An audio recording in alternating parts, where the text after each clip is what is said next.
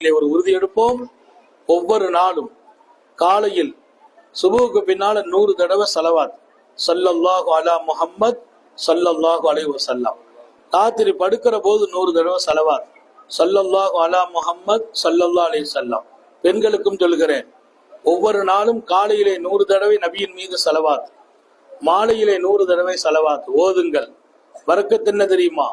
வீட்டில் வறுமை வராது, கெட்ட மௌத்து வராது, போற வழியில விபத்தெல்லாம் நடக்காது. இன்னொரு பக்கம் நாயகம் ஸல்லல்லாஹு அலைஹி வஸல்லம் அவர்கள் நம்மை நேசிக்கும் இடத்திற்கு அல்லாஹ் கொண்டு வந்து விட்டு விடுவார். அதனால இன்னையிலிருந்து கடைபிடிக்கலாமா இன்ஷா அல்லாஹ்?